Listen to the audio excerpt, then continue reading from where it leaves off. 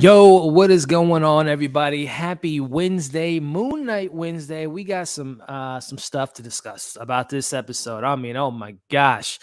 The tissue box were out. Just the therapy session was full on today, and I'm so excited to be breaking down this fifth episode. I mean, so much to go over, but we will be getting to that today, as well as talking about some news from CinemaCon. A lot of Sony stuff going on, Venoms of the world, Spider-Man, other character spinoffs coming out, and no Morbius news, which is good because we don't need a sequel of that. But we'll be discussing that, and then we're also about a week away from Doctor Strange, so we'll be talking about final where we are with our hype level, any final crazy predictions or theories we have before we get into the multiverse of madness next week, and discussing all that tonight in today's live stream. If this is your first time tuning in, welcome to the live after show discussing Moon Knight and any various news that we got from the MCU or Marvel, and that's what we're doing today, myself and my amazing co-host, who I will be introducing here in a bit. But before we get into today's live stream, do me a favor. If you're watching this, there's a little thumbs up button on this video, whether it's on your computer or on your phone. Do me a favor, hit that button. Be much appreciated.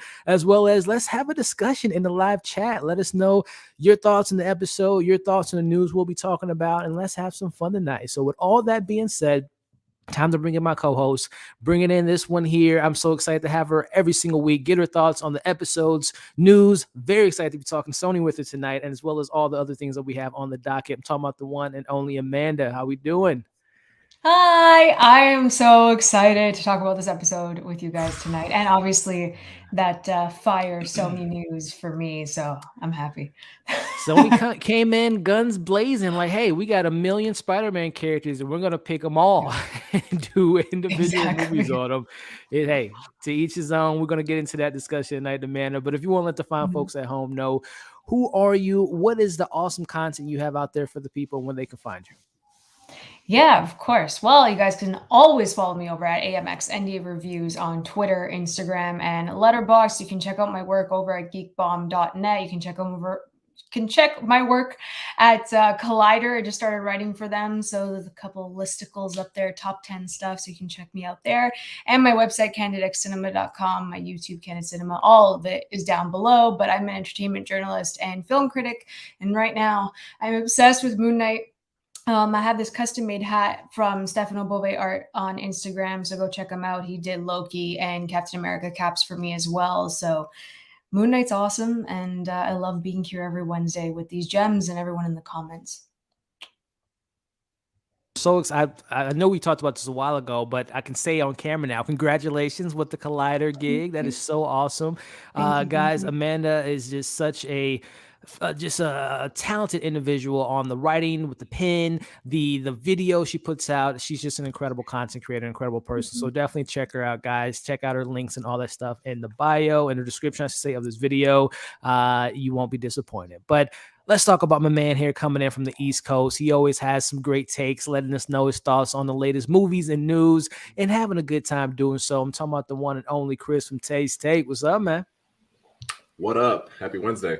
Happy Wednesday, my friend. It's we talked basketball last week. Did you expect the Nets to get the brooms out and get swept like that, man? Nah, it's kind of like you're rooting for their downfall. Me as like a diehard Nets hater, but it's like, when it's like so bad, like you almost feel bad. Like now I got to the point where I'm like, all right, well now it's now I'm like, ugh, what are they doing to me, man? I'm so emotionally fragile. But shout out to Boston, man. They did what the Knicks could never do. So now I got to root for Boston to lose. Now it's a dangerous game.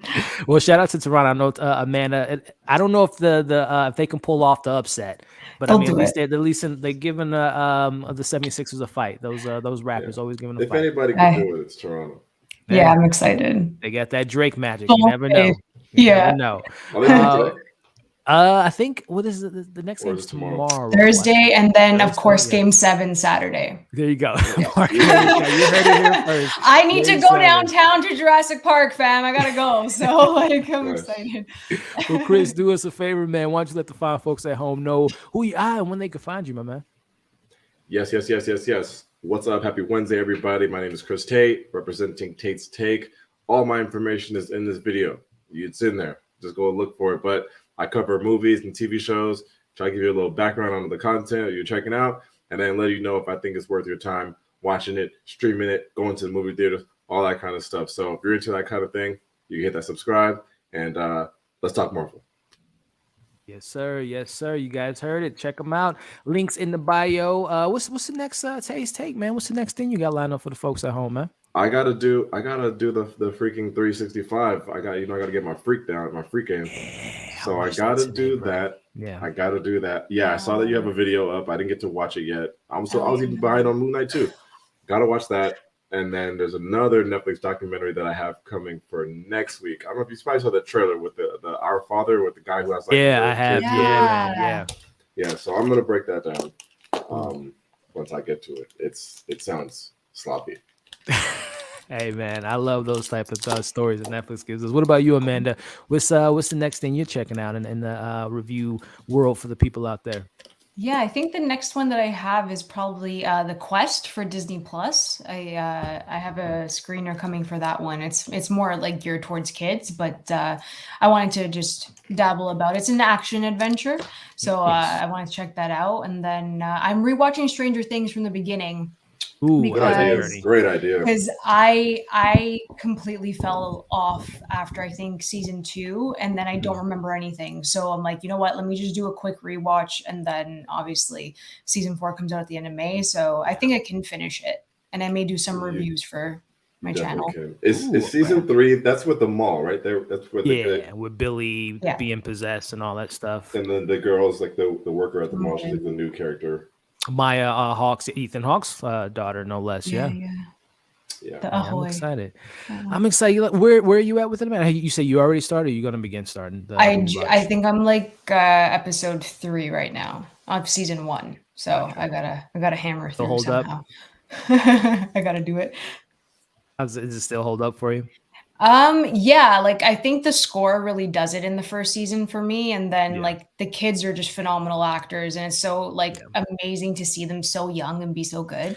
So I think that's what draws you in. You said so young, like seeing that trailer a couple weeks ago, I'm like, dude, they look older than the adults. Like I don't even know, and I think it's like supposed to be 6 months after season 3, which we know is like real time is like 4 years ago. It's wild. It is wild. But speaking of wild. What the hell is Sony doing, Amanda and Chris? What's going on with the Sonyverse? So for you all that don't know right now, CinemaCon, normally I think it's a yearly thing, if I'm not mistaken. Obviously, I don't think they had it last year, or maybe they did. It just wasn't that many films to talk about because a lot of them were delayed. But essentially, CinemaCon, they have all these movie theater exhibits come out to let them know what people should be excited for, this, that, and the other. And Sony came out, and they came out swinging. And we'll get into our thoughts here, but just kind of starting the conversation with you, Amanda. Where are you at with Sony right now in the projects? And then we'll obviously get into the conversation about the projects that were actually announced. Obviously Morbius is Morbius. I think that's just leaving a really bitter taste in everyone's mouth because Venom wasn't too bad. Let There Be Carnage wasn't too bad. And obviously No Way Home was like amazing. So like, they have their Spider-Man content, like obviously Into the Spider-Verse as well, is really strong, and like they're giving us Miles Morales on an animated medium. So I think like that's their strongest point, and then people kind of forget that those are from Sony, so they just crap on Sony as a whole, which sucks because like they gave us the best Spider-Man movies, and like even though they're going to the bottom of the barrel, as everyone's saying, with like El Muerto and then Madam Web and like all of that. I personally think that like, because they're creating this different universe with just villains, they can kind of take those risks. And I like that they're taking those risks because it's something different. Even if it doesn't work, they're going against the grain, which I can appreciate because I feel like once you hit, I don't want to say the Marvel formula. I really don't want to say the MCU formula, but once you get that similar structure, it kind of gets dull unless you have a visionary director come in like Taika Waititi to like change the game type of thing. So I like that they're giving chances to smaller directors and writers and having these teams like construct these stories, because El Muerto, like it's Bad Bunny. Like Bad Bunny has like an entire like fandom behind them. And like, even though he showed up in only 2 comic book issues, they're going to create this story about legacy of wearing that mask too. So I think that it's going to be really interesting to see what they're going to do with it. I'm excited. I mean, it's something new and different going against the MCU. So I'm stoked. Look, Amanda, you should have been on that stage with him, because when I was hearing the news, I wasn't stoked. I'm just like, well, obviously I wasn't there, but like seeing all the tweets and stuff like that and people react, I'm like, what are we getting into? But I'll get into my thoughts here in a bit. But again, Amanda, you it's a good pitch. A good pitch. I love the enthusiasm. Chris, are you here in regards to excitement level for some of these news, which just to kind of highlight some of those movies, Amanda already alluded to one of them. We did get the confirmation that Venom 3 is in the works. I don't know if Andy Serkis is coming back or not. And of course, the Spider-Man Into the Spider-Verse, Across the Spider-Verse coming out next June, and Beyond the Spider-Verse, I believe, or the Multiverse, something like that, is coming out the following year. So, your thoughts, Chris, or where you are with Sony, and what are these news? Do they get you excited, man? No, I'm separating that Spider-Verse. They're in a world of their own. We're very excited to see both those movies, obviously.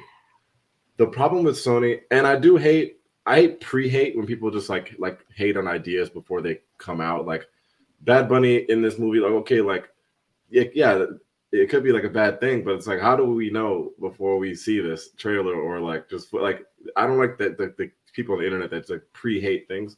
My problem with Sony is that like, we don't like the movies that they're making about the villains. And the thing is, 2 of the coolest villains in all of comic books are Venom and Carnage. You gave us both of them, and it was probably one of the worst movies I've seen in the comic book world. So like, if we care about, me as a Spider-Man fan, like as a kid, those were the 2 biggest guys for when I was watching the animated show. And if that's their movie, I have less faith in the Kraven movie that I didn't care about. You know, I talked about Morbius. I like Morbius more than Carnage, but it's still not like, it wasn't like moving the needle, obviously, and the world hates it. So it's just like, I hope Sony just takes feedback and says, look, like, me as a fan, like, I love you trying ideas and like, okay, give me this, give me that. Like Amanda's point, like that's 100% fact. But like, you got to you have to like take feedback into consideration. Like, don't just make movies the same way you've been making them because Venom sold tickets. But I think Venom 1 was a good movie, but like, I think a Venom 1 movie could have been crazier than that. Like, it could have been actually epic. I think we just like, we liked Tom. And I think Venom 2, we only went to go watch it in droves because of the Spider-Man fever and then the post-credit scene that everyone was casting out. Yeah. So it's like, if you take that away, then it's like, what do we really have with 2 of these badass dudes? So my point is, long story long, I've said it. You take the 2 coolest villains out there, you make a movie that sucks. Why would I care about the Kraven movie? You know what I mean? So like, I gotta see it, but that's where I'm at. And I mean, you get both well said from both of you guys. And that was another film I forgot to mention yet, Kraven the Hunter, which we already kind of knew about. But I think they showed a little bit of footage, and apparently the footage shows Aaron Taylor like hanging from a car, trying to break into the windshield. Again, I don't know what Kraven's going to be doing, how much Spider-Man will be involved. And to Amanda's point, and this is where I do agree with you, Amanda, it is exciting to hear like some obscure characters, especially the character, what is it, El Muerto? El Muerto, yeah. El Muerto. Like you said, Amanda, 2 comic book runs. There's not a lot of IP about it. There's not a lot of, to explore. So they have a lot of creative liberties to kind of explore this character and maybe bring something awesome. The first Latino comic book character to have a big screen appearance. That's awesome to hear. But then it's Sony making it. And that's what gets me nervous. And Amanda, you hit the nail on the head. They've made some of arguably the greatest Spider-Man movies come from Sony as far as Spider-Verse, Sam Raimi Spider-Man, and things of that nature. So they have the track record with proven good stuff, but then, no offense to Amanda, Venom to me is garbage. Venom to me, I've only seen Venom 1 twice now. I've only seen the second one once, and I don't plan on revisiting those films at all. And Morbius is just another conversation that we had a couple weeks ago. It just wasn't a good film. So it's just like, I don't know what Sony we're getting with these IPs for Kraven, Madam Web, great cast, but another character that really doesn't have a lot of lore. So, and, you know, great talent, but I don't know, man. Chris, any other thoughts you guys have about to me, this? it's always like it's always dangerous to have villain movies because the villains are nothing without the star. So like a movie like Joker is like a rare occurrence where it's like we love the Joker.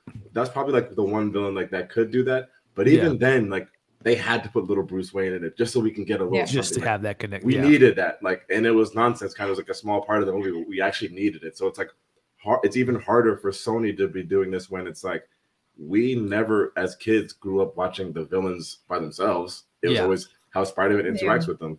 I'm all about bringing new villains into the Spider-Man movies, but like no one cares for these things on their own. I'm trying to think of other movies like the Joker that like are just villain movies on their own. Like it's a reason that they don't exist. Yeah, and it's like it's Joaquin Phoenix's genius to like make that movie, you know, what it is. I don't think a Heath Ledger movie on its own it might not be that good. Like it's because of the conflict that you need that stuff. So that's my last thoughts on it. Amanda, any final thoughts on this universe and I guess just the lack of again, we haven't seen any of these films like you mentioned earlier, but the lack of Spider-Man, the idea of building all these villains to be anti-heroes to ultimately meet Spider-Man, but we saw them in a good light. So how, I don't know, it contradicts itself. So great point. Yeah, no, that's a great point. I agree with like everything that's been said. For me, it's like I feel like we've had phase 1, phase 2, phase 3, and it's very like contained to what Kevin Feige wants to do and build. So I feel like there's some way where like that's the right way to do it, and like even DC's trying to follow in that footstep, but maybe like that's not something that you necessarily need to do. Maybe we really don't need Spider-Man in these villain movies, and like these standalones can work for what they are. Right. For me, it's like it comes down to the writing.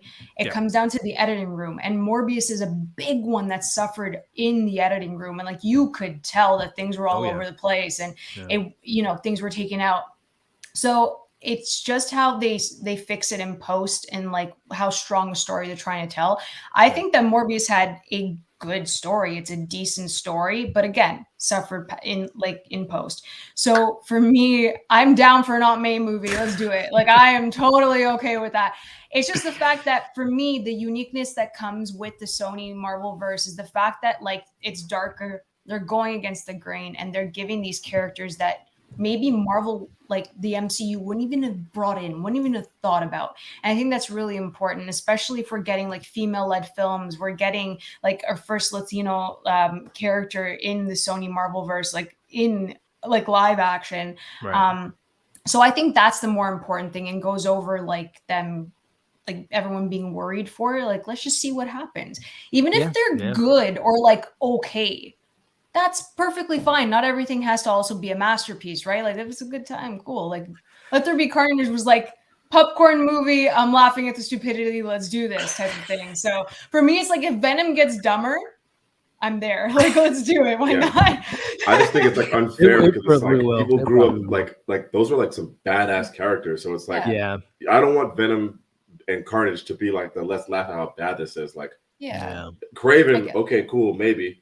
But like you're disrespecting, like if Spider-Man is your top earner, you're disrespecting his biggest villain. Like they would never make a Joker movie that we just laugh at.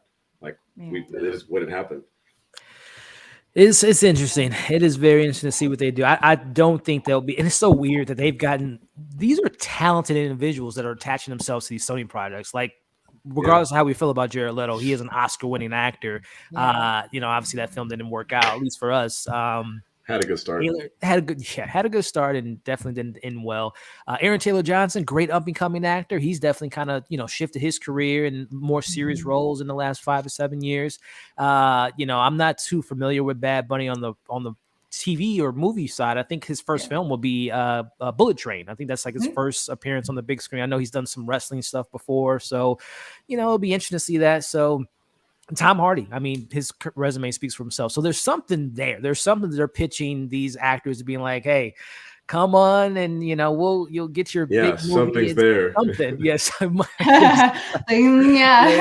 Pass the money, silently under the table.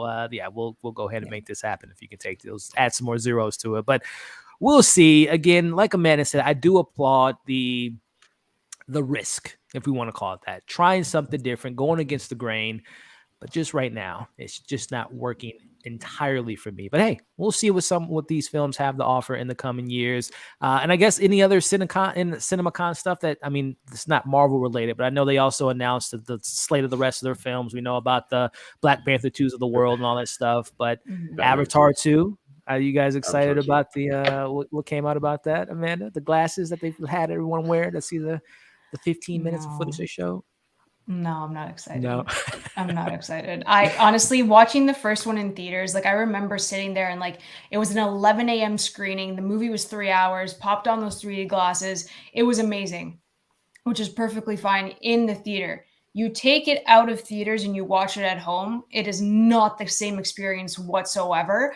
And then you start noticing like the flaws in the movie, right? So it's just like, for me, for like to be watching Doctor Strange 2 and paying an extra like $3-4 just to see the Avatar trailer, and you have to watch it in 3D. I'm scared James Cameron is going to bring 3D back, because we've had a really good time. No 3D, IMAX, beautiful. Put everything in IMAX. I don't need 3D. I really don't. If you enjoy 3D, by all means, to each their own. But for me, working at the theater and having people come to me being like upset that they have to pay like a surcharge and all of that, the entire movie's not even in 3D, it's only sections, like, man, make it make sense. Yeah, so that's what I'm scared of. So no Avatar. No Avatar.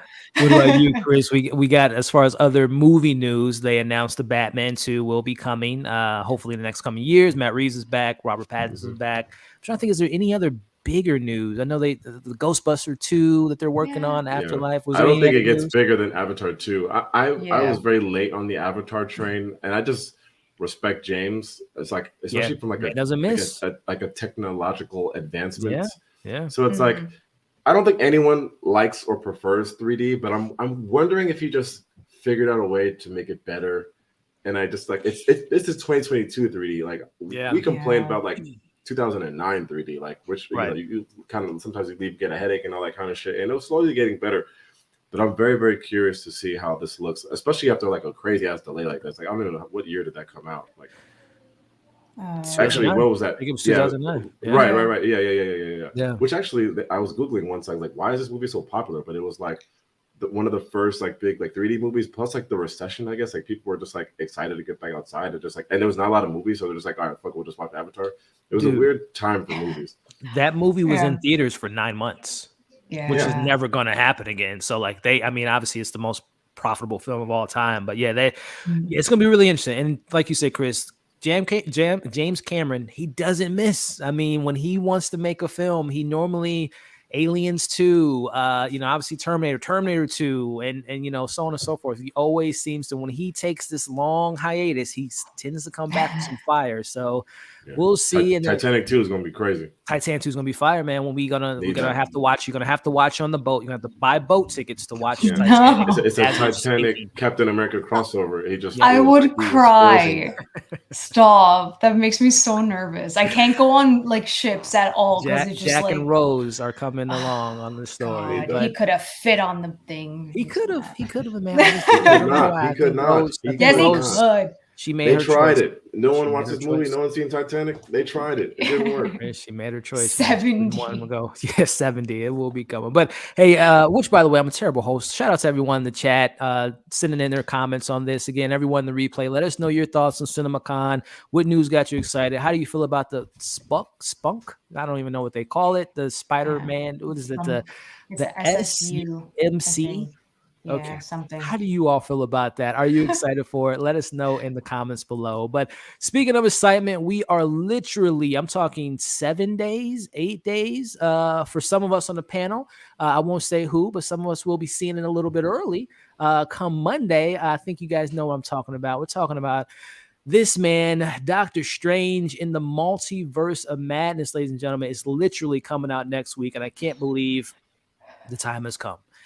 So I just figured we go around the horn and everyone in the chat, let us know, starting with you, Chris, where are you at, man? It's coming out next week. Are you still excited? We've gotten a couple more little teasers just yesterday.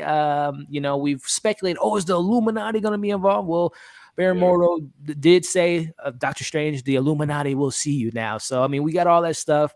Where are you at, my friend, on this 2 hour and 6 minute Multiverse of Madness coming out next week? Are you still excited for it? Yeah, still at a very high level of excitement, still at a very high anger at AMC. I actually forgot to stay mad at that. Now that you remind me to stay mad at that, and I didn't email them for my money back. So thank you for that. But yeah, still very, very much excited about this movie. I don't know if I'm guessing this has to be like maybe the biggest of the year. Is Black Panther this summer or next summer? Which one? Black Panther 2, is that this summer or next November? Summer? It's coming out in November. All right, so between those two, I guess those would be the biggest. But I'm very, very excited.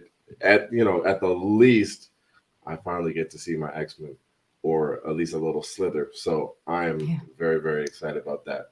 So it's cool that it's next week. It's good. It's crazy.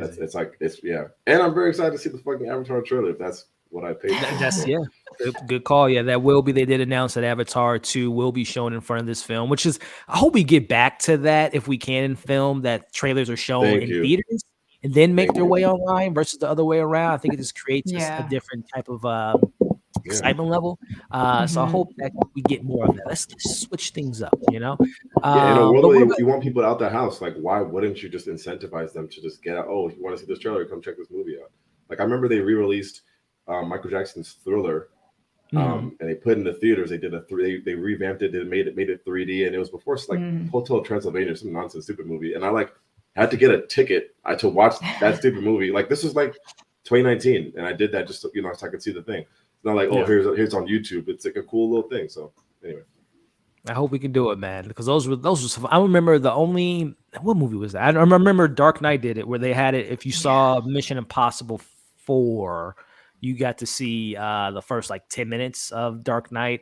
And they used to do that for a couple other films. I hope they bring that back. But Amanda, before we get into final predictions, just where your hype level is for this film. Are you still excited, or are you kind of drained with all the trailers and teasers and rumors and leaks? Or is it just, like I said, at an all-time high for you with it coming out right around the corner? I'm very excited. I've avoided the second, third, and the second trailer, and then all the teasers that have been coming out literally every single day this week. I've avoided all of them. So I'm really trying to go in blind best that I can. I am very excited for this. I'm excited to see Sam Raimi back, and the visuals already in the first trailer blew me away. So I'm really looking forward to his direction in this. I'm looking forward to the special effects in this. I just hope that it's better than the first Doctor Strange. You know how we feel, Elliot. So I hope it's better. The literal is better than the first movie. There's absolutely no way it won't be. I know. So yeah, I'm excited for my mutants too. I need them. I don't care who we get at this point. Yeah. Obviously, we have the hint of Professor X, but I want all the cameos. Give me my mutants. I don't care who shows up. I don't care if Chris Evans from Fantastic Four as the Human Torch shows up. It'll be so much fun. But yeah, I'm stoked. Yeah, I mean, at this point, I try to avoid some of those leaks and rumors and stuff like that. It's just sometimes hard, especially you click here, click there, and then kind of get into a rabbit hole. But yeah, I'm pretty stoked for it as well. Even with the Thor trailer, kind of got me a little bit excited for Thor a little bit, but I'm still very much excited for this. As you guys both mentioned, the mutants, as we know from the trailer, if we can, and I think Patrick Stewart even confirmed it, we at least have one mutant in Professor X. And I guess WandaVision didn't really explicitly say that Wanda was a mutant, even though that we saw that before the bomb went off that she actually was the one prevented from going off. So I don't know if we'll get into her being a mutant in this film, but really excited for that, as well as just seeing what Sam Raimi can do in the MCU.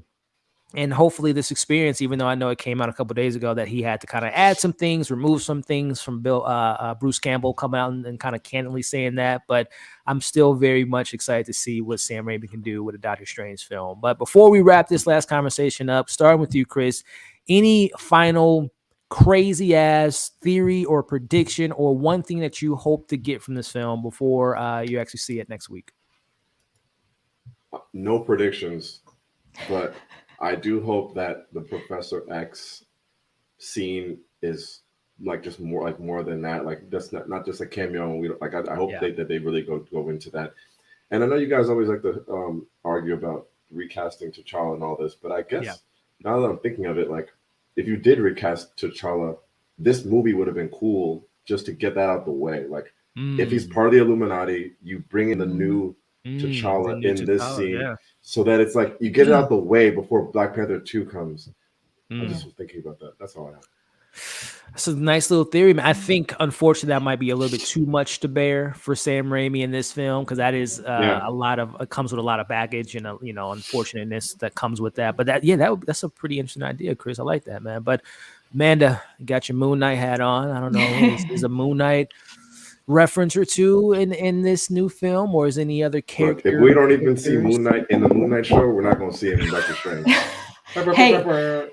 Hey, leave him alone. Yes. First of all, I hope that we get more Moon Knight because I adore him. I think that my bold prediction is that Wong will die in this movie. Yeah. I think that's the vibe that I'm getting. Himself. Yeah, I think that's the vibe I'm getting. And if anyone's like expendable, unfortunately, I think it'd be him as a secondary character. I love Wong. I don't want him to die, but that's where I'm going with that. And I would love a Deadpool cameo. If he comes in at the end, post-credit. If it's a fun post-credit after Multiverse of Madness, I'm down. If he just pops up randomly, wherever he goes.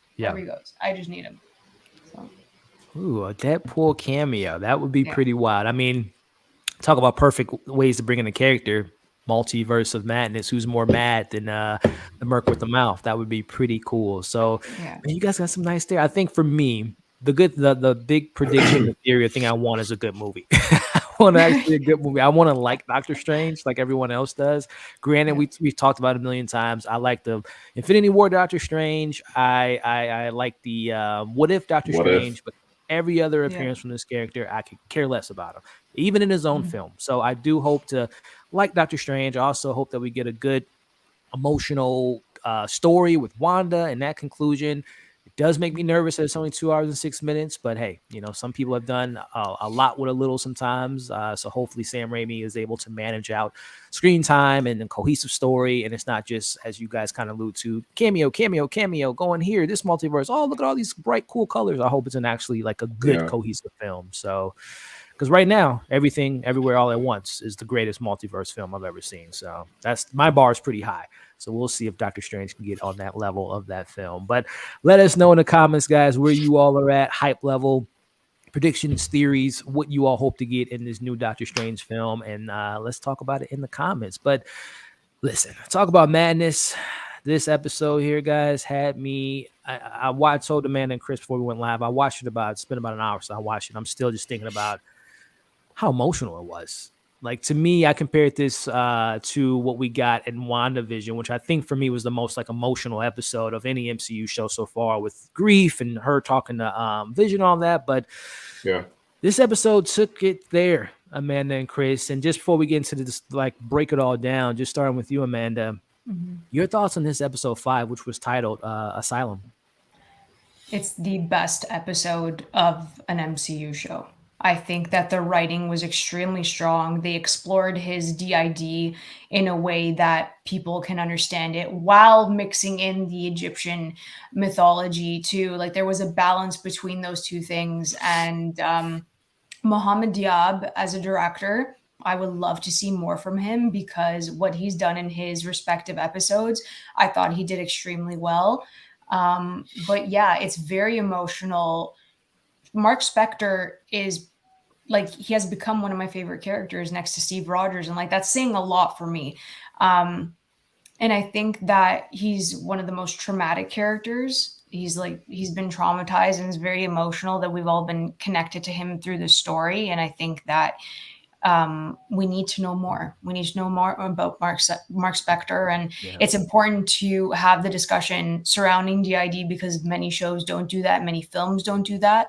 And the one word that I can pick for this episode was absolutely heartbreaking. Like, it was just heartbreaking. That's it. And I cried straight through. And it's not like it brought it out in me at certain times. And I think that's a credit to exactly another stellar performance from Oscar Isaac. The man is brilliant and on another level. So, yeah. Well said. Well said. And we'll definitely get more into it in this breakdown. Chris, man, your thoughts on, as far as what this episode delivered to you in regards, is it one of the more emotional episodes, or was it just, a nice little episode before we get next week's finale? Are you asking me if I cried? I think I am. I'm trying to skate around it. Did you tear up, Chris? Did you just have one of those, No, I don't cry in the movies. No TV. Only X-Men First Class. No, I disagree that it's the best episode of an MCU show, but I would say that I have very confusing thoughts about this. Let me see if I could speak through this. I think that the writing is 10 out of 10. And I think that the storyline with us finding out mom's story, brother's story, that right there is the most like cinematic scene or like a storyline of the MCU TV shows. But I think it's like wedged in an episode that started out kind of weird. And I don't like we're watching some like real deep shit with us finding out about his mom and like how he created Steven. Yep. And then like they're flipping back to this hippo driving a bus. So I'm like, it's losing me a little, but I'm like, yo, they're putting like some fire shit, and I'm like, and it's not like all the way gelling as a complete episode and as a complete show. It's like we're regressing every episode. We see less of the actual suit and the action and the fighting. But as far as like this storyline, like, yeah, that's epic. I don't think it flowed as a whole episode, like, but where I would say like, okay, this is like iconic, but it's kind of like they just threw it there. Like, this is like, they're giving us like some real powerful shit that's like people deal with in their real lives. Like you can relate to it, whether you've seen someone like this in your life or not, but it's like, it's not all the way fleshed out to a full episode. And I don't know if at the end of episode 6, it'll be fleshed out as a full season. Well said, man. I mean, there is, for me, I've been able to, I guess, to suspend my disbelief when it comes to the hippo god and some of the more fantastical elements of the story, because to me, the emotional resonance, the human connection, the groundedness just kind of overshadowed whatever that. And again, it's not saying that it was like goofy or whatever, but I was just like so invested in the narrative that they could have just had a Teletubby run on screen, and I just would have been still focused on like, wow, what I just, the reveals, how they emotionally played it. And it speaks, just to go back to your point, Chris, in regards to seeing the hippo and kind of the ship and all the underworld stuff. To me, it even adds more layers to the whole idea of this is in his head. It's just this craziness. Right? We're seeing a talking hippo. We see sand zombies. It just kind of just speaks into the mental state of this character, which just adds even more just deeper elements to the story that we have going on here. And we'll get deeper into the conversation, but I definitely understand how you can feel in that. But I was just so locked into that emotional beat that it was just like, oof, this is some craziness. So, I mean, let's just jump right into it, man, as we open up the episode with, as we later find out to be his mom, this adult woman screaming at a kid, it's all your fault. And just hearing, an adult putting that pressure. We don't, obviously at the episode, we didn't know what happened, but just seeing someone yelling at a young kid, blaming them for something like that, you can tell that it was going to be something emotional. But we open with Mark talking to Hero and him explaining kind of the pendulum going on in his brain. And I think he referred to him creating this fantasy and being a hero, whatnot, referred it to as a organizing principle, which just is another, I guess, fancy word of saying a coping mechanism in regards to like, this is his safety net. It's creating these fantasies, creating this other world to kind of hide from the tragedies, the trauma, the abuse he went through as a kid. So like I said, starting off with you, Amanda, just your thoughts on opening up the show and just connecting that emotional beat that we get throughout this episode. Yeah, I think I mentioned it last week here. I think I said that he projected his happiness into Steven, and then to kind of get that back from Harrow, and this one to actually label it as something was really interesting. I think I do have to mention that the editing in this episode I really liked, because it was very quick cuts to kind of show like how disoriented Mark is from switching to different moments in his memory, and I think that was really cool how they did that, because they did jump from that flashback to him and Harrow in that office, and then obviously he talked about different locations in his mind where he could take him to London, he could take him to Egypt, he could take him to an asylum, and then he cuts afterwards to Mark and Steven. So I think that editing was really great. I think that Ethan Hawke, even though he's playing it a bit more like laid back and reserved, is really just giving us so much in these scenes with Oscar Isaac. They're feeding off of each other extremely well. They're giving us important information about DID again, and they're not like spoon feeding it. They're just explaining it so Mark understands. So I thought this opening scene was really important and sets the tone for the rest of the episode, so the viewer could understand what was actually happening in Mark's mind. Yeah, I mean, 100% agree. And what you just mentioned something about Hawk's performance. This was kind of gets me excited about this kind of revisiting this series once it's all over.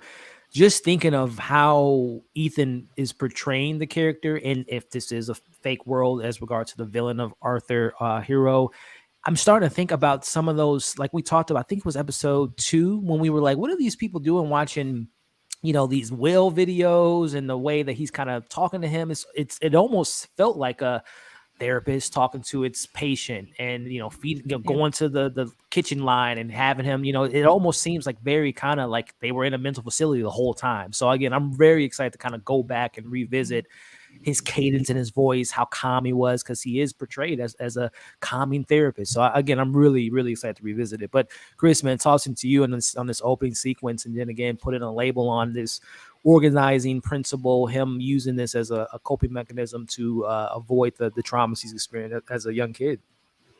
Yeah, I'm trying to think of the open. Like they open with the hippo and realizing that you're in there. Like, then what was the first scene? Is that when he had the broken nose?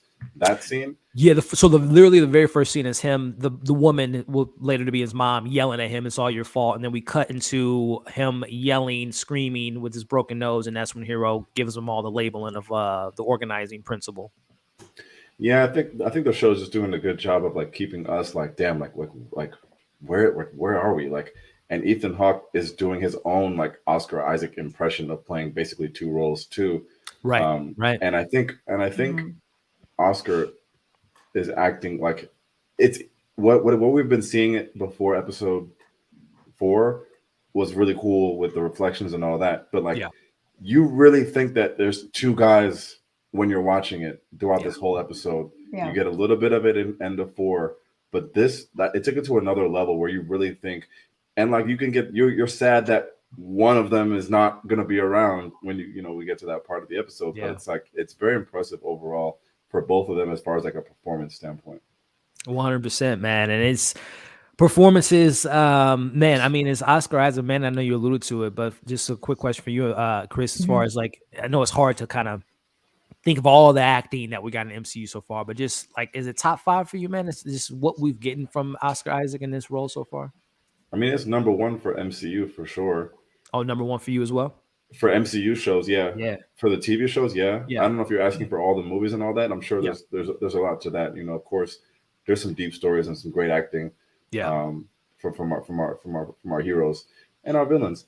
But definitely for the shows, number 1, easily, not close. And I hope that they get some recognition, because if you're going to give WandaVision recognition, which it deserved, I think that this is you can do it as well. Like, it's impressive. Like, we're going to get to it, but I think probably like the best scene is like whatever. I forgot what triggered it, but when he like came back to the the office, when he's like hitting himself, like that was like the most intense. Like, we've seen that in movies and TV shows before, but like that was like an intense level of like like that. Like, I felt that like deep. I agree with you. And Amanda, something we talked about last week, and we still haven't gotten a definitive answer if there's a third personality, but I think there was hints in this episode, this being one of them, as Mark, he's talking to Hero as he's talking about the hippo and tell me more about the story. And I don't know if it was just me, but it didn't all the way sound like Mark to me. Was there an accent that you kind of caught, Amanda, when he was talking, almost kind of like a New York type of accent there. Am I making that up, or did you guys peep that as well? No, I definitely caught that. It kept like fading in and out. So I think that Yeah. Jake Lockley's present in Mark. And obviously, as we see what happens in this episode, as we'll dive into it, I do think that he's just sitting there waiting, like we saw the other sarcophagus in the last episode. He's just chilling there, waiting for something to happen with Mark. So, yeah, I think he's coming, but I feel like that's going to be heavy in episode 6. There's too much to do in episode 6. So, yeah. No, I agree. Chris, man, was it something that you caught too, man, as far as that kind of that third personality seeping into this whole conversation? Yeah, for sure. But I also find it like now, like the later that we get, I'm like, what are you even gonna do with this now? Because like you've been teasing it, so it's like it'll just be so confusing because it's like we get this whole thing of Mark and Steven, and now we understand where Steven comes from. So it's like, right, you gave me 5 episodes to get there. What are you gonna give me for this third person? So third person. I just don't know. I don't know like how they're gonna like flip it in a way where we're like, oh yeah, like I actually care about this. Like, what could that person bring to the table? That's a good point, man. I think, and we'll get to it a little bit later, but I think just to kind of bring it up now, I think we'll see that Jake has been there the whole time. Like, I think we're going to get, like, in some way, they're going to probably give us some type of flashback. Or and show that he was there for this situation, that situation. So he's been there the whole time, which again makes me so excited to revisit this series once it's done and be like, oh, that's the moment when Jake was there, or that's the moment when this, that, or there. So I think they're going to probably give us that he has been here the whole time. And I'll get to, again, when he comes up, when he appears, I think has a lot to do with when the violence comes, when the abuse comes, when the physical stuff comes. I think that's when we see Jake in this series. But getting back into what Chris alluded to earlier, kind of the more fantastical, comic booky Egyptian stuff here, the realm of Duet and the underworld and Teruwet, the god of rebirth and guiding you through the realms. And we got our little Black Panther reference where she talks about how beautiful the ancestral plane is, which again, Black Panther, whenever we can get little hints and nods of just the beautifulness of Wakanda and all that stuff, that makes me pretty happy. But getting into, as Mark opens the door to the underworld, this is where, again, Chris, I know you said it kind of was took you out a little bit, but I mean, I got to say it, man, the visual effects were on point. When the boat showed up, that was fire. Like, oh that, my like goodness, that, right? It was like so Aladdin dope. wishes it looked that good. I felt like in a weird way, and I don't know if it made me feel like a kid, like even though it's a dark, an underworld, but it made me feel like a kid. Like I feel like I was watching a Disney, like you said, Aladdin or Emperor's Get His Groove Back, or just kind of dive into just those fun, fantastical stories. But Amanda, your thoughts, and again, going into this underworld, hearing the mission at hand, which is they're unbalanced. The hearts are unbalanced, which was kind of cool. She puts her hands in both their chests and put it on the scales there, and they're both incomplete, and they have to find their truths. Your thoughts on kind of setting the stage for what we get in this episode? So I was just so invested with this scene. I loved Harriet so much. She's adorable. She's so Literally cool. a legend. She is cool. Yeah, I thought I was love like, her. I wonder how goofy this is going to be, but I like that character a lot. Yeah. Her nails are painted. I'm like, yes. Oh, I love it so much. Yeah, they're like painted. I was like, yay.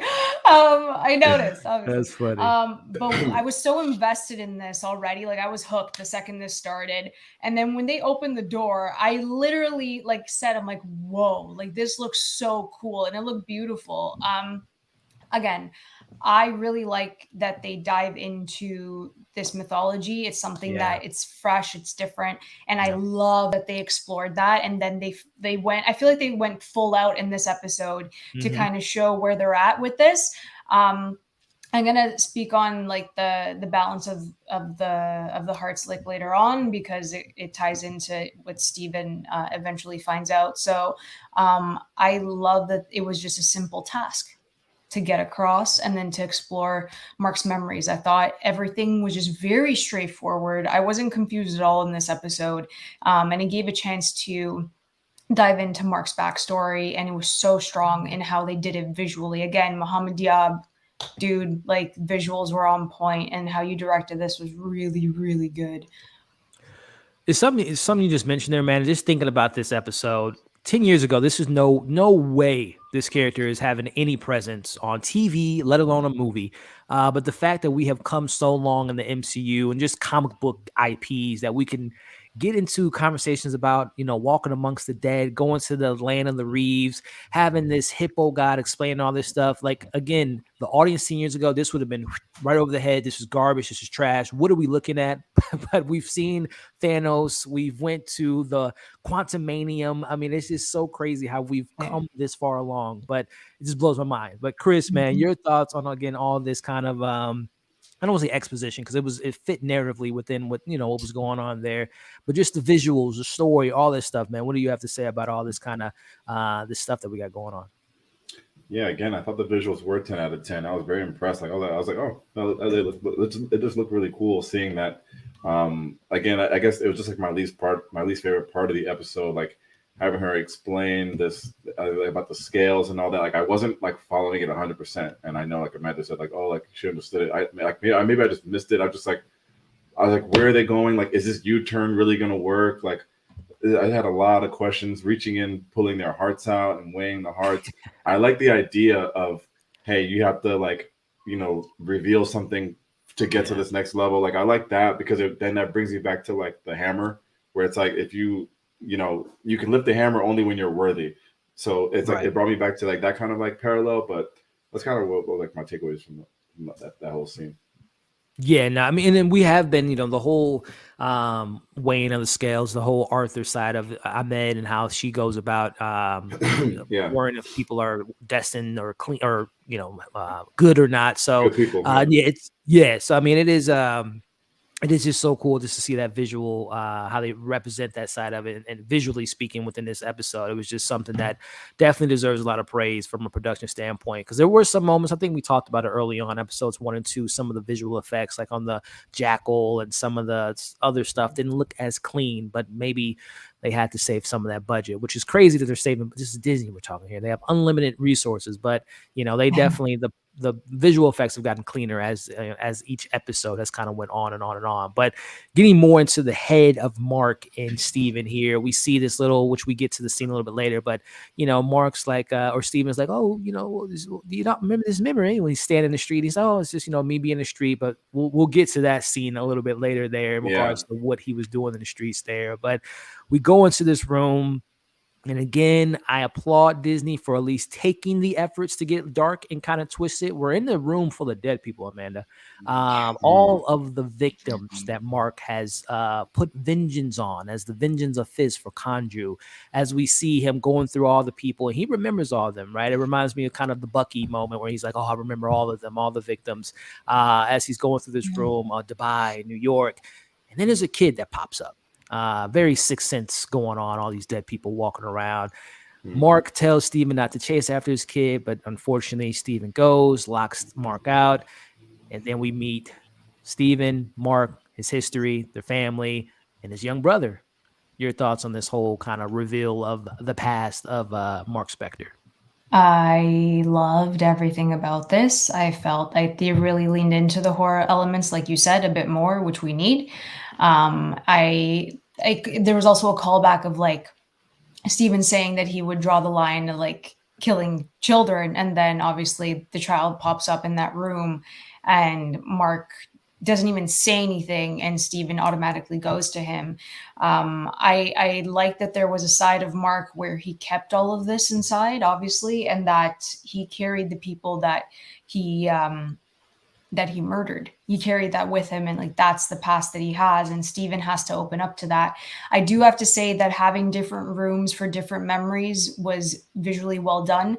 I thought that was executed extremely well, because sometimes that doesn't really work out, and I think that it was planned properly in that case, and it flowed.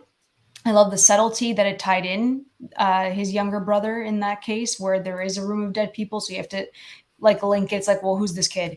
But that's when I automatically started to tear up, because it was just so it was slowly revealed, and that's what made it so heartbreaking to see what happened and make those connections visually first, then having the story kick in with the dialogue. I thought that was really important to do, because then that's the emotional connection that we as humans make with visuals before actually having the dialogue. So I loved everything about it. I did. I started crying. It was just really emotional what his mother did to him, how he suffered from that trauma, how it's tied to Stephen Grant, who Stephen Grant is.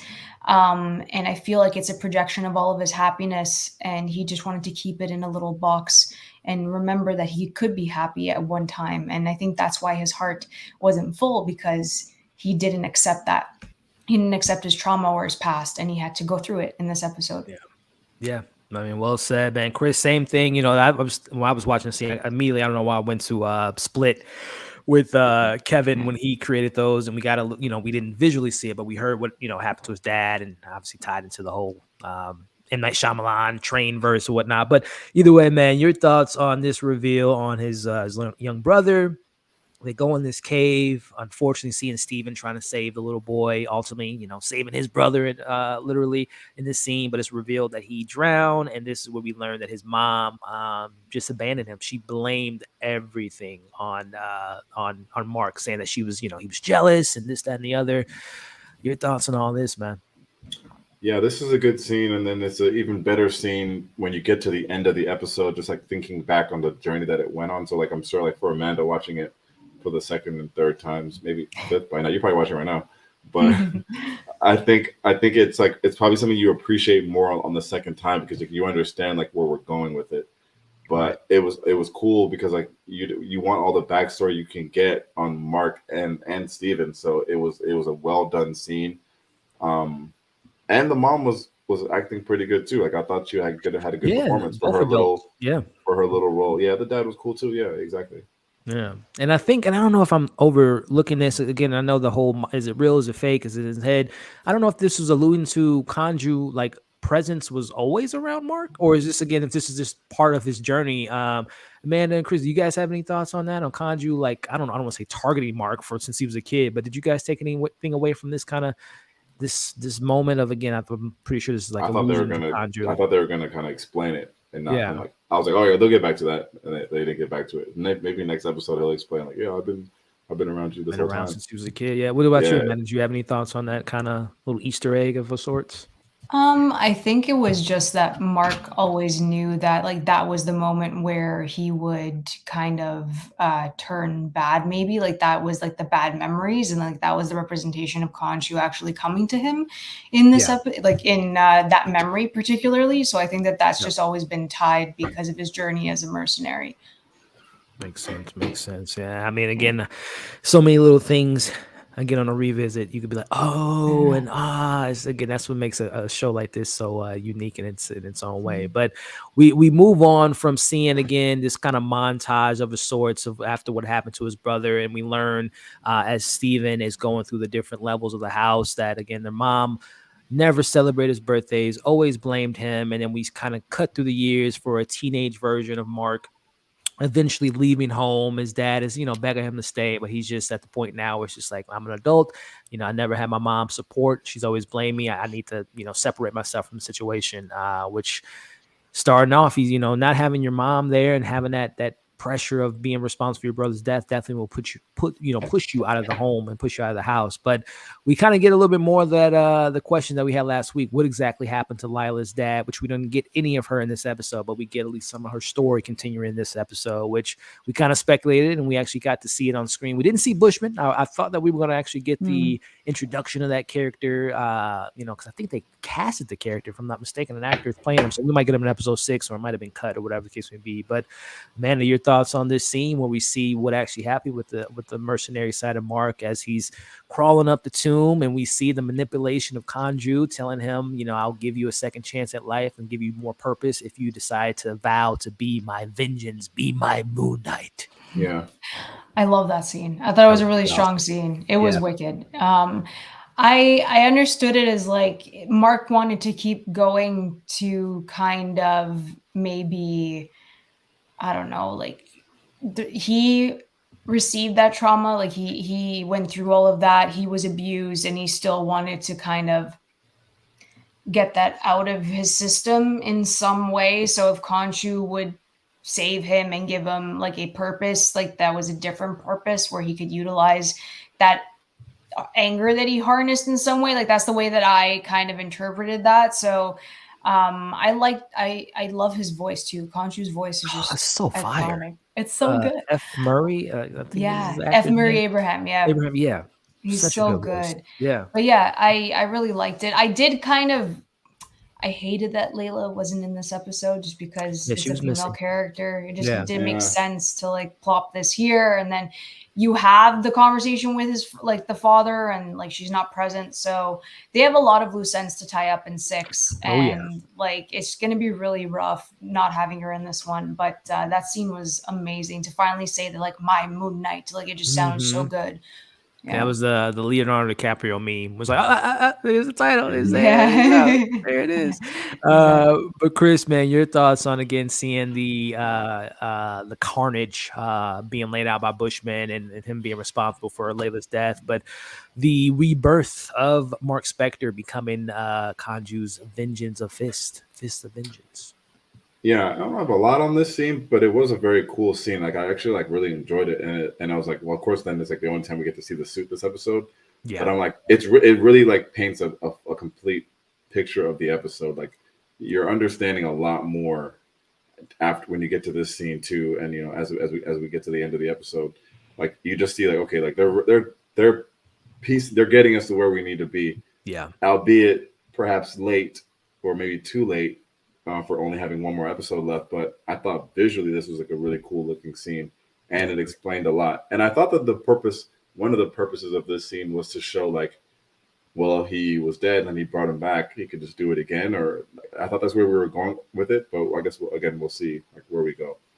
Yeah, no, I mean, definitely I can see that happen. And also one of the other things I took away from that scene was just, as you know, it's been alluded to that Khonshu, and we always were rooting for him as a cool character, awesome character, but this character is not, you know, a hero. You know, there's definitely Khonshu has his own missions, and he manipulated Mark at that time. He even says to him, your mind is broken, like, you know, making it seem like that's a good thing, but his mind's broken. He's taking advantage of this person. We know that Mark is someone that creates these other personalities to suppress his trauma. So of course he would prey on someone that has created these type of personalities. Of course he would take on this another persona of Moon Knight to kind of put a shield in front of his trauma. So again, it shows that Khonshu took advantage of Mark in this scene, and even makes me want to go back and side for Hero a little bit. I think one of us has said this a couple weeks ago that you can look at this show from another perspective as far as Arthur Hero and see how he was able to be maybe manipulated or swayed into bringing back Ahmed and being pushed in that direction based on the torture that Khonshu put him through. I mean, Khonshu is not he's not a good guy. He is not a good guy, ladies and gentlemen. As cool as he looks, he is not a good individual. But getting back into it, we see that, you know, there's stuff going on in the underworld. There's unbalance going on again with everything that's going on with Ahmed and all this stuff. There's a lot of the scales are unbalanced. So Mark wants Steven to see what's behind that door. And this is where we see, I think Chris alluded to it, and we saw in the trailer him smacking himself over and over and over again. And he snaps back into the office of Hero. And this is where he suggests to let Steven into the door. Amanda, this is where the story gets very dark, because we see the origins of Steven Grant. We see that his mom at this point, I don't know where his dad was. Like if my wife was blaming my son or daughter for the death of our other kid, I would not be leaving them in the house by themselves. Yeah. So I don't know where he was, maybe at work, whatever the case may be. She's banging on the door, let me in. And we see the switch, Amanda. And this is the birth of, he looks at the movie poster. That's the character that protects someone in the movie. He can protect me in this moment. We see the birth of Steven Grant at this scene. Your thoughts of all this?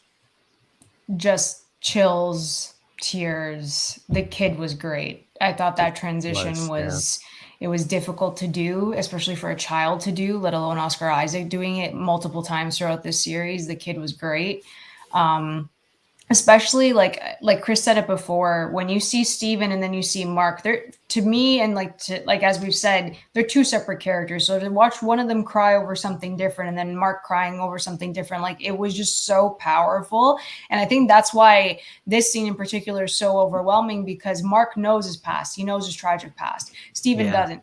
So they're both watching each other. Exactly. So they're both trying to like figure it out together and process it. I think the important word here is processing your grief, your trauma, all of that together. Like it was so difficult.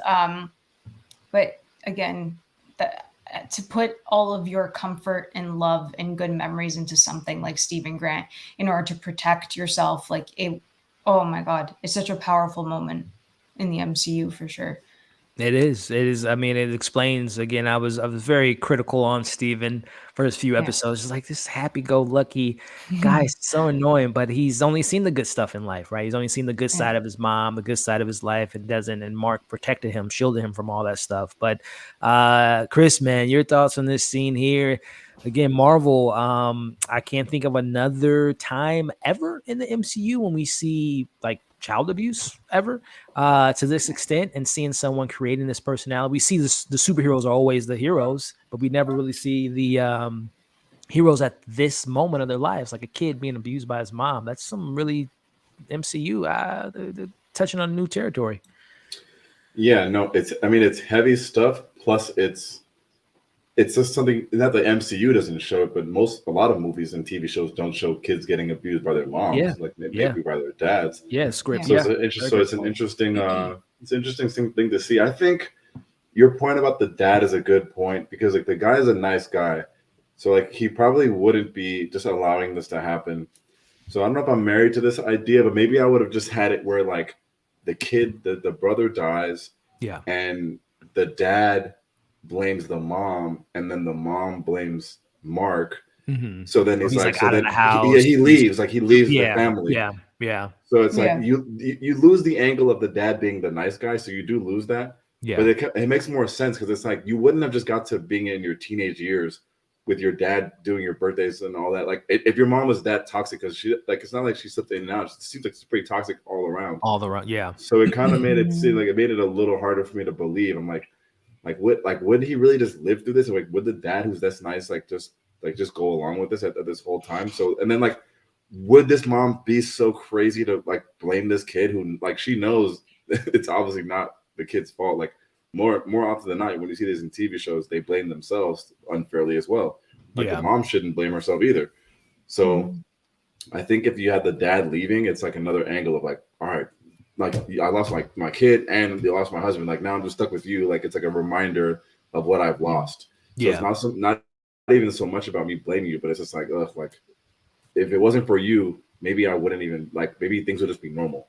Right. So maybe that's one thing I would have changed. But overall, the kid is great. I put in the chat the good British accent for that kid. Like you can tell he's like making it up. So it's like it's not good enough to be like actually British, but like you can tell like the kid is just doing what he probably saw on TV. Exactly. Yeah. So like that's like a nice meta level of like good acting. So yeah. I agree. Like him, like you said, impersonating the Stephen Grant from the film, like how he envisions how he would sound in the real world. So yeah, it's definitely. And like I said, the only thing I would say for the dad being missing that scene is I'm just chalking it up to getting groceries.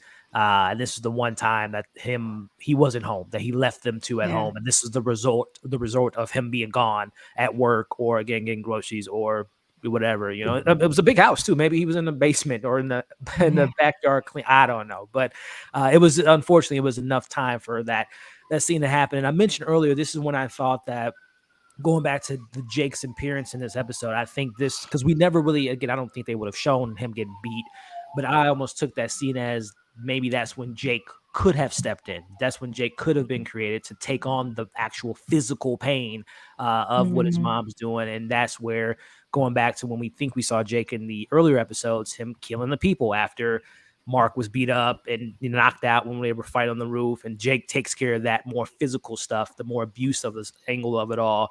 It only comes out during those times. So I think I'm very excited to see if they explore that third character, if it is Jake or someone else entirely that they want to create from the show. But again, very powerful stuff in the MCU, no doubt. But getting back into, Mark and the conversation, why he created Steven, and we get all this stuff here, and he tells him, and we've been speculating this since episode 1, what's the deal with the mom? Well, it's revealed that the mom died.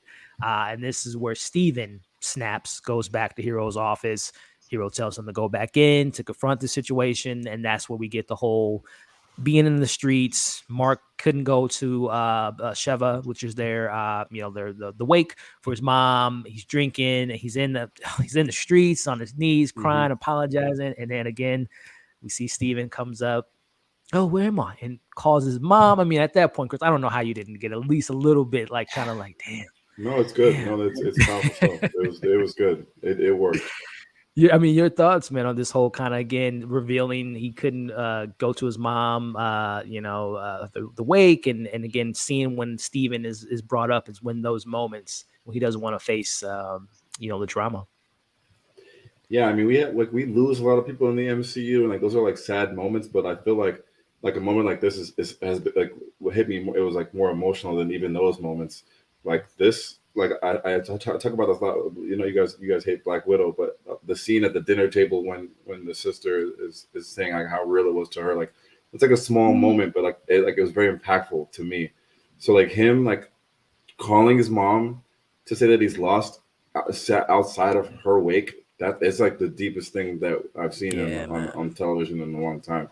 Yeah. So I was like, man, like this is, it was a lot. I'm really trying to get Amanda to shed a tear on the live stream. It's coming, actually.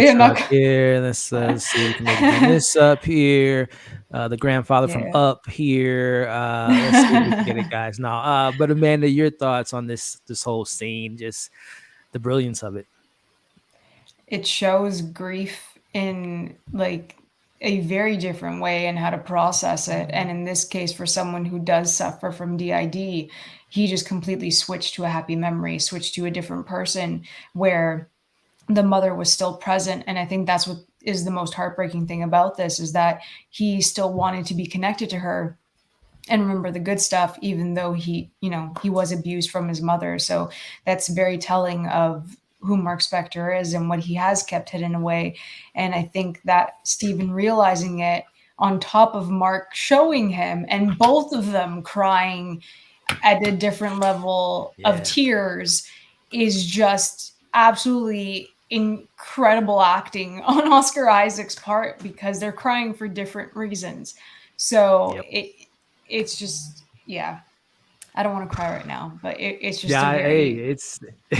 I can't. It's really crazy. bad. This is a MCU, and not as great. I mean, they've had so many great moments. I mean, how I remember crying seeing Avengers: Infinity War. You know, I've loved these characters, but the fact that we spent 5 weeks with this fictional character, and we can just kind of maybe even relate in our personal experiences of losing someone and trying to remember the Steven and Mark side of it, trying to remember all the good stuff from someone that, you passed away. And, it's just so much to take away from this scene. And like you said, Amanda, just seeing Mark's crying of tears and then Steven calling the mom. And man, that's some serious stuff there, MCU. And I also, I don't even know if we passed it too, but man.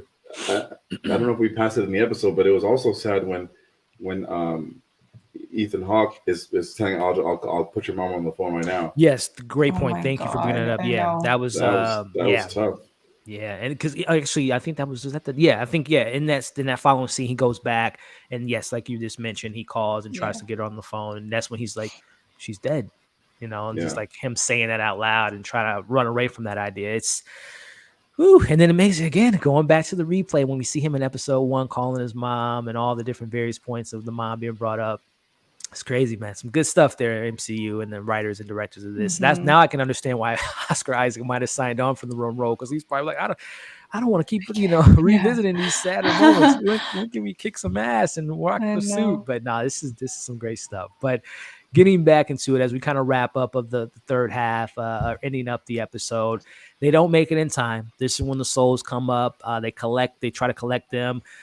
Again, guys, I'd said off camera, but I was rooting for Steven because he finally, again, we've been building up to this point, him running away from stuff and running away from the Jackal and running away from fights, not wanting to be fighting. He fights up for Mark. He saves Mark. He grabs the baseball back and says a little joke there. And ultimately, and this is my Steven moment. This is the moment I always think of Steven. He went out as a hero. If this is the last time we're going to see Steven, we see that to get all the zombie sand people, unbalanced souls off the ship. One comes up, tries to take Mark down. We see Steven takes him out and unfortunately falls in the dunes, and we see him being entrapped in the dunes for what we assume to be eternity, and that leaves Mark to go into the field of reeds, which was just beautiful to look at. And that's the end of the episode. Amanda, your thoughts on that whole sequence of Mark being saved by Steven, Steven being left in the dunes, and then Mark being left in the field of reeds. I felt like Steven and Mark were brothers at one point in that case, where like Mark was like, Mark even called Steven buddy at one point in the actual episode. And I'm like, oh no, he thinks it's his kid brother. And I think that was the connection that I made. And then Steven was like, I need to save my older brother type of situation because he protected me all this time. And then I protected him type of thing. I need to do that. So it just kind of set into that brother relationship for me. Steven beating these zombie, like sand zombies. I'm like, you go, champ. Like, you fight them. But it was brutal. I was like, where's this coming from? I was like, what are you channeling? So that made me happy. But I do think that symbolism wise, I do think that this was the right thing for Steven. I do think it's the right choice because Mark had to come to terms with his trauma and his grief, and he had to shed Steven. He had to let him go. And I think that's the way I interpreted all of that in that case. So it's a very difficult moment because we've all grown to love Steven. But I do think that for Mark to move forward and maybe get Jake Lockley in, he had to kind of not get rid of Steven, but like close that chapter basically. Yeah, exactly, Chris. Yeah. Well said. That is such. I even when you said that, as far as just kind of like the big brother fighting for the little brother, and in reverse of that, and of a certain extent, and Steven saving the big brother in this case was very, very good way to put it. Chris, man, your thoughts on this sequence of Steven, man? You know, whoa, everyone calm the F down. To seeing that character, to seeing him fight for his, like Amanda said, his big brother in this moment. Well, just be clear, I was the first one on Team Steven. Just won't. You were, man. Like from before he was cool. No, but one thing I would say is that I thought it was interesting that Mark created Steven based on the movie thing, but he was not brave. Like it wasn't like I didn't see, like, you would think that he would have created Steven to be like the cool hero, but he made him like. He made him kind of like how, like, you would think that a real Steven would be abused by his mom and create a Mark that like kills people. Good point. Yeah. Or they could have angled it being like, I'm too crazy because of what I've seen. Now I need to create someone who's like chill and just more nice and smart. But they didn't show that. So I thought that was very interesting.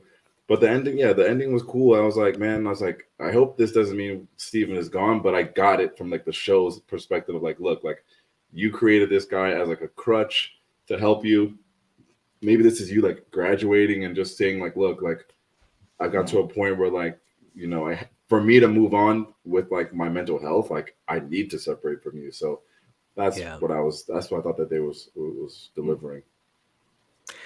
That's going to be fascinating to see how they handle that, because part of Moon Knight, I know there's different variations, iterations of the character for, you know, the 40, 50 plus years it's been around. But yeah, I wonder if this is the conclusion of Steven, because, and it makes me even think about more about the whole rumors of Oscar Isaac only sign on for one season. I don't know, man. Are we looking at a one-off with this character? Because this is shaping up to kind of look like that, if we are assuming this is Steven being gone and stuff like that. I mean, you know, they can obviously do more with the character. There's a lot more to do with the character, but I don't know. Honestly, I think it's how they stick the landing in 6.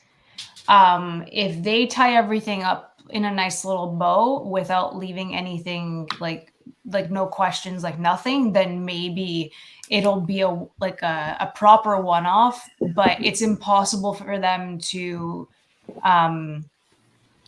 completely tie everything in 6 at this point. There's too many things happening with like Harrow and then the underworld and sending, you know, the spirits there prematurely. And then you have Layla and the dad, and then Mark, and like, what's he going to do now? Because Conchu has to go, like, it's just too many things happening. So I would be very pleased if they have lied to all of us. And then there is the Loki season 2 title card thing that happens at the end of this with Moon Knight. And then we do get a season 2, but I don't know. Like, I think we need more time with these characters. It's simply not enough to have 6 episodes. I agree, man. Chris, I mean, again, this is the Marvel Cinematic Universe. They always have stories to tell for, I think Kevin Feige said today at CinemaCon, they have the next 10 years mapped out. So, and in a Moon Knight, like a character like Moon Knight, there's so much more story to explore with this character. But, I mean, just personally asking you, Chris, would you want a one-off or would you want to still explore this character? Again, based off, we'll get next week's finale, obviously. Before I answer that, maybe I missed it, but do we not address the shout out to the ancestral plane in the beginning? You did earlier, yeah. When we talked about that. When she brought it up, how beautiful it was. Which that kind of looked nice like touch, nice touch by them. Loved it. But I think it's like if I'm Oscar Isaac, he probably thinks like, let me not commit to anything more. Like, what if I hate it? How it comes out? What if the fans don't like it? What if like what I mean? Like it's a lot. If I'm an actor, I'd be like, we'll see. Yeah, well, one for now. We'll see. Like, because imagine they probably told him X-Men Apocalypse was going to change his life. And he's like, been there, done that. Yeah, fool me once. Yeah. So I don't think it's like the door is closed. Do I want to see more? Yeah, sure. But I don't think Marvel closes anything up like Amanda says. So it's like, okay, if he comes back, we got this angle, and if he doesn't, we left you with this.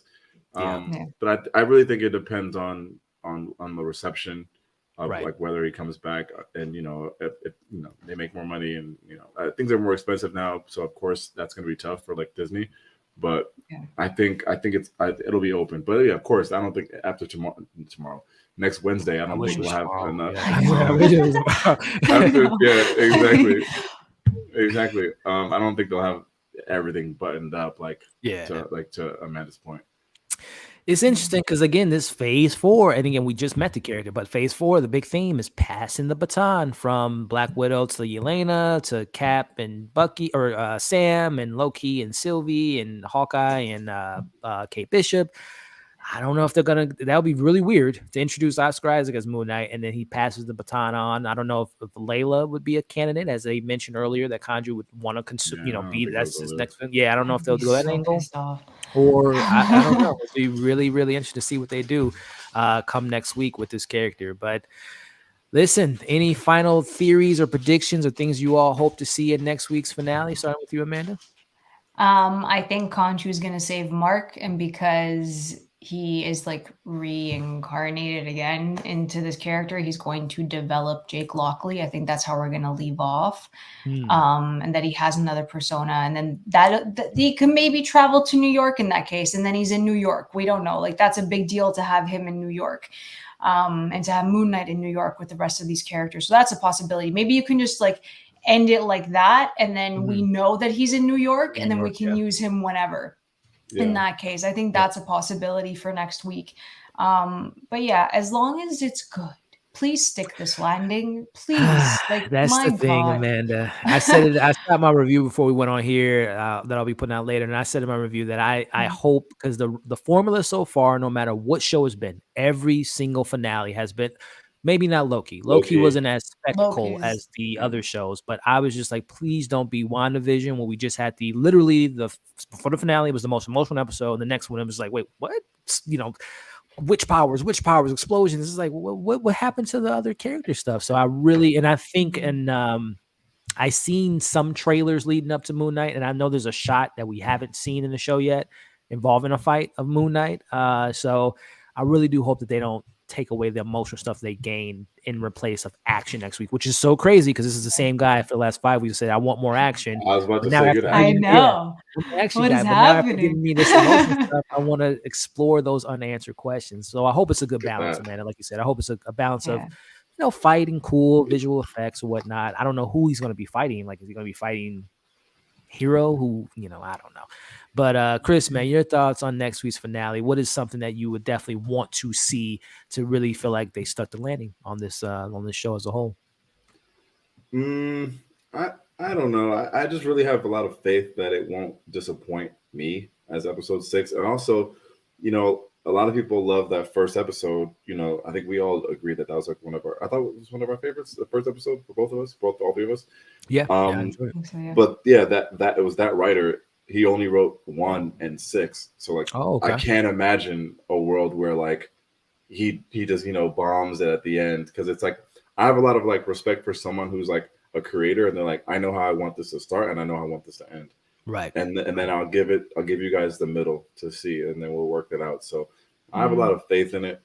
And I think it'll be, I really agree with Amanda. It's like bringing Mark back on country, bringing Mark back. So yeah, excited to see.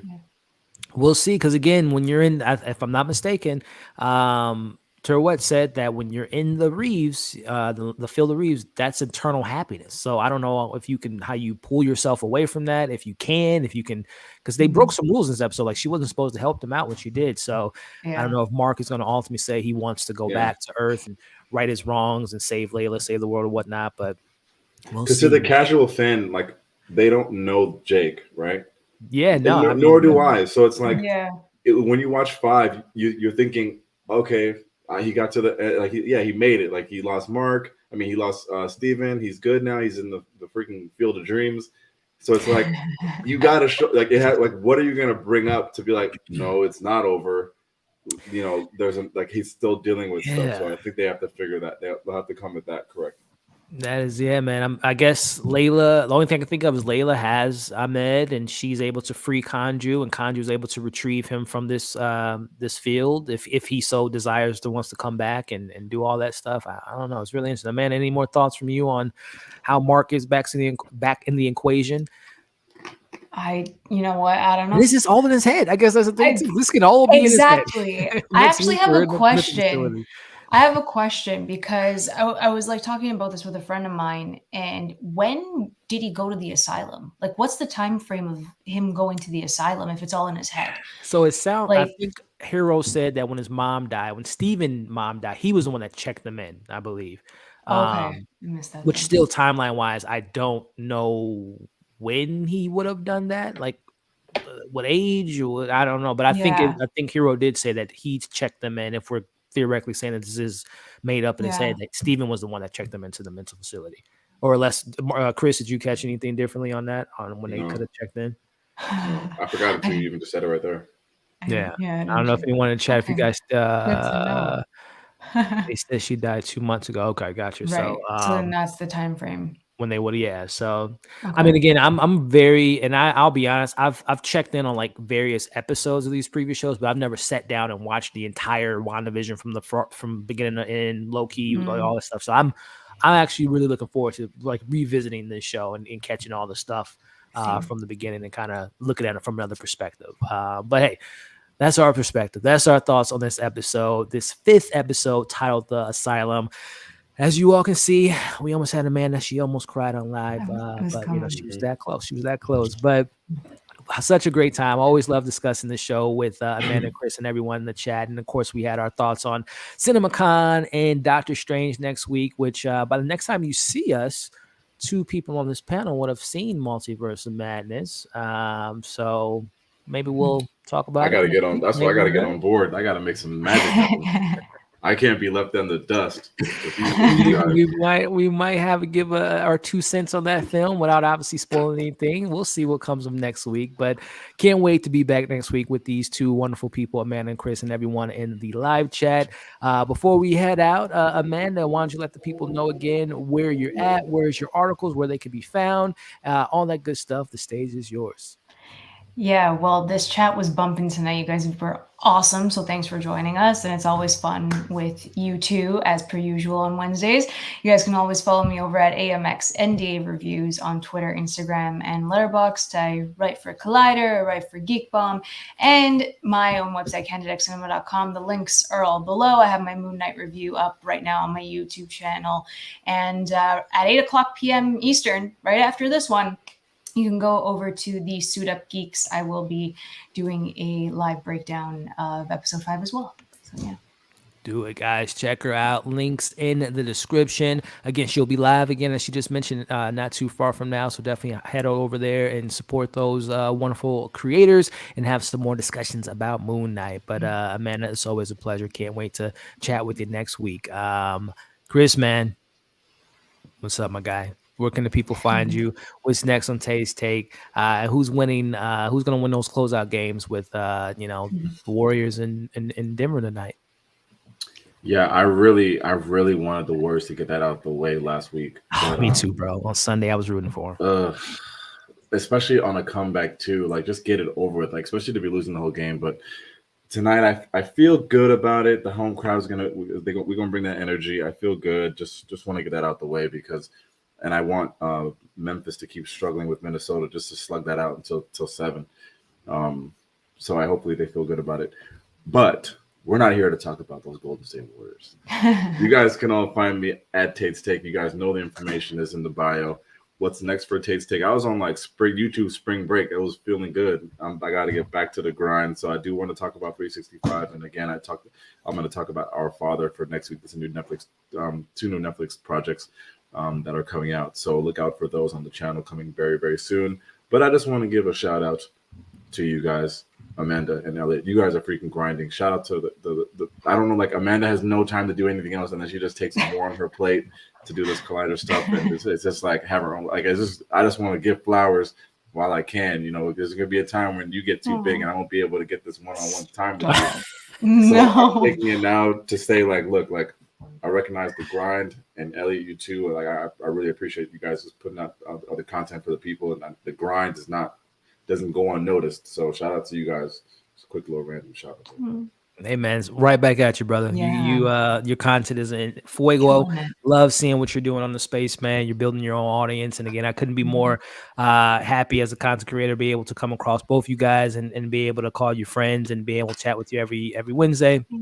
It's awesome. So yeah, this is the Cry Fest episode, guys. This is the episode where we get all mushy and stuff. And next week we're gonna come in with gun blazing, like they killed this person, they did this. So you guys will see us next week. But with that being said, from myself, Amanda, and Chris, thank you guys again for watching this live stream. Before you head out, give the video a thumbs up, share it if you can, leave your thoughts in the comment section, especially for those watching on the replay again. We respect you and love you guys as well. So with that being said, we'll see you next Sunday, where we will be talking about Blade, the Hulk, Ghost Rider, and even Tom Cruise as Iron Man making a cameo in next week's finale. So we'll be breaking all that down. See you guys next week. Have a good rest of your night. Take care, everybody.